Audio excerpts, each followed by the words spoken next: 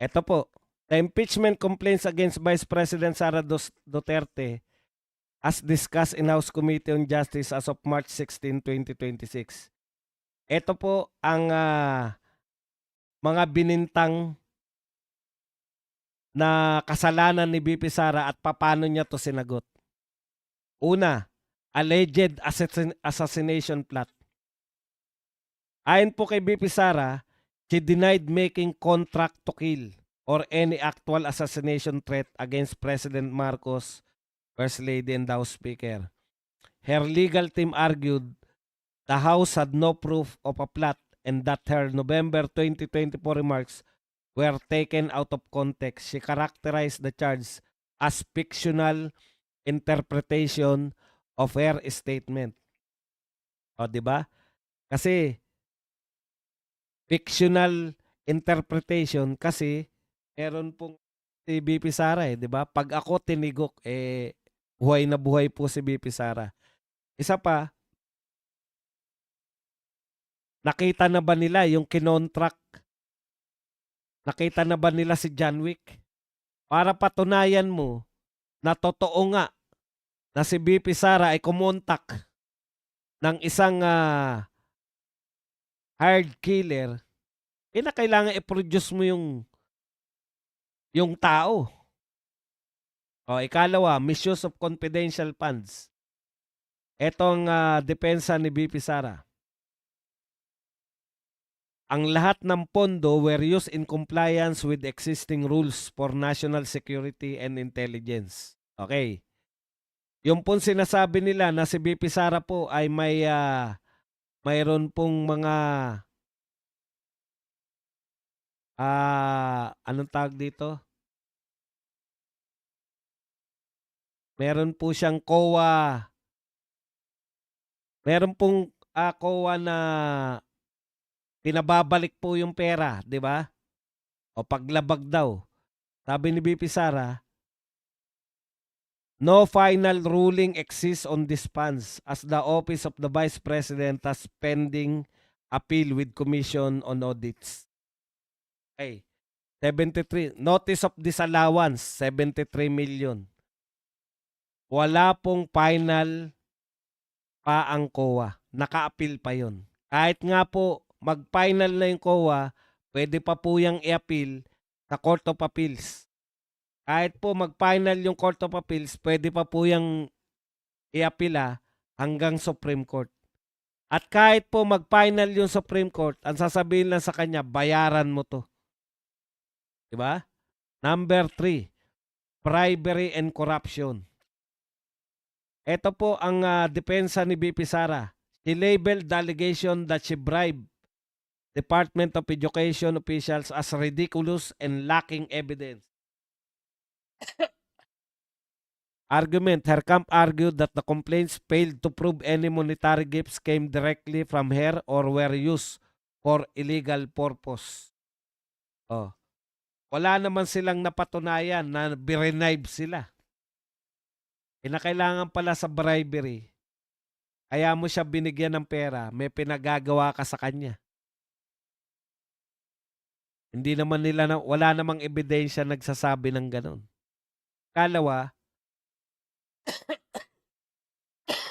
alagay na natin, Department of Education yan . Hindi siya pwedeng litisin sa impeachment court under ng Department of Education. Dapat bilang Vice President. Sa akin na lang yun. Kasi wala dito . Okay, number 4. Unexplained wealth. Duterte challenged her accusers to prove the existence of ill-gotten wealth. Correct. Basta lang kayo nag-akusa, totoo na. Dapat meron kayong pruweba. Kayo magpo-produce ng pruweba. Okay, argumento niya, she dismissed the claims as based on hearsay and gospel truths. Version of old expose asserting that her statement, asset liabilities, and filings are accurate. Tapos, EJK. He dismissed the accusation as being based on uncorroborated and questionable testimony from former police officers. Ito na yung Kalalas Cañas. Her team questioned the credibility of witnesses like Arturo Las Cañas, calling her claims unsupported by evidence. Okay, number 6, destabilization and insurrection. Alam niyo po, eto po si BP Sara, hindi po mahilig manawagan ng rally yan eh. Sa totoo lang po. Kahit nga yung rally na iglesia, para sa kanya na, di ba? Oh. Di po talaga siya nananawagan ng rally. Parang tayo, mahilig tayo mag-rally, pero yung si Sara Duterte, hindi talaga eh. Wala po siyang inorganize na rally. At saka isa pa po, maski po nagrarally kayo, ito po, mga Supreme Court, ano na to, kahit na ano pa nirarally nyo, freedom of ano pa rin yan. Pera na lang kung may nananawagan na sa rally nyo, may nagbibigay na ng armas. Pero hanggat salita lang, freedom of speech pa rin yan. Kaya wala po talaga. Yan, nasagot na po ni BP Sara, punto per punto. Ang problema ninyo, naghanap lang kayo ng ebidensya. Ito po, napakahusay po ng pagkakasagot, pati po kaserkumstansya. Ang galing ng pagkakasagot ni BP Sara. Lahat-lahat nasagot na po. Ewan ko na lang kung meron pa silang masasabi dyan. Kaya lahat po, tinagot niya mula po ron sa mga aligasyon ng paulit-ulit, confidential fund. Wala po sila. Nasa proper. COA lang po magsabi kung may mali na ginawa si BP Sara. Yung appealable po, yung naka-appeal, magandang halimbawa niyan si Franz Castro. Nakatakbo pa nga ang senador eh. Napaglingkuran niya, natapos niya yung kanyang termino bilang congressman. Nakatakbo pa ng senador. Ano na yan ha? Ang tawag dyan kay ano? Convicted na si Franz Castro. Pero dahil naka-appeal pa siya, normal pa ang pamumuhay. Dito po, hindi pa nakakalabas sa COA. Tsaka yun na lang po yun eh. Yung iba po, okay na eh. Ang taas nga ng grade ni Sara Duterte sa mga ano na COA, unqualified observation.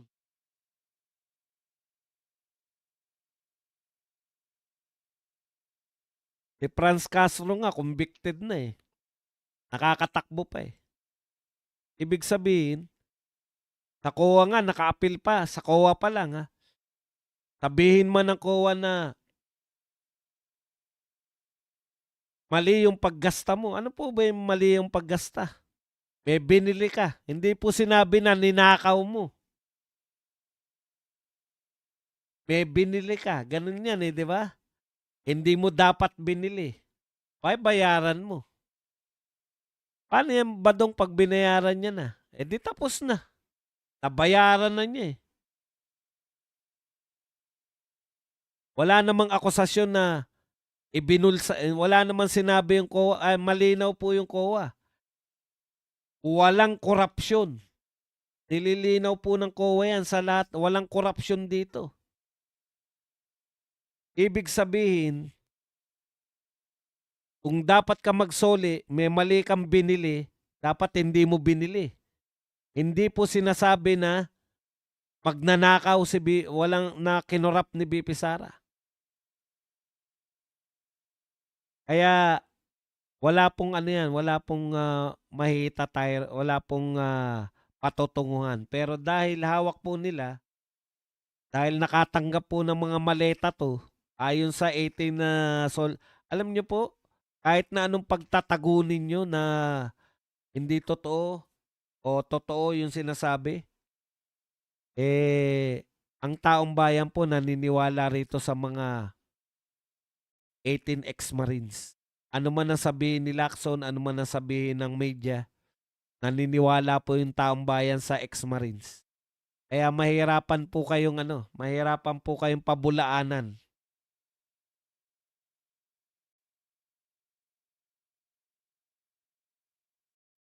Lang, tingin pa tayo.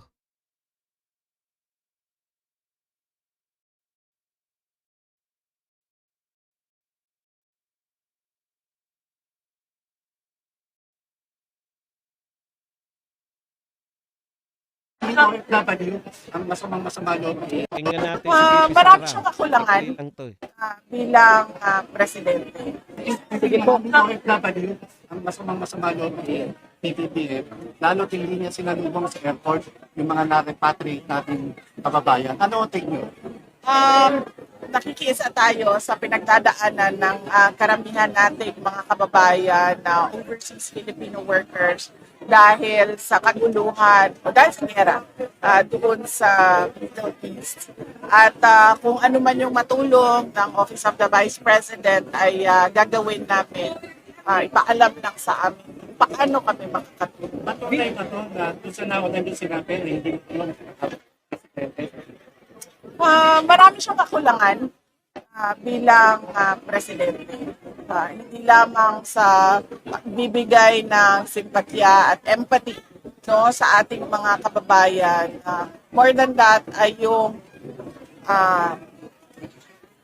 problema at skandalo sa paggamit ng pera ng tao. Okay, maraming salamat sa iyo, VP Sara, sa pagpapaliwanag marami ng siyang mga kakulangan. kakulangan Bilang ng ating mahal presidente. na presidente. Mahal na mahal ka namin. Gusto ka na naming magpahinga, Mr. President. At sana maganda na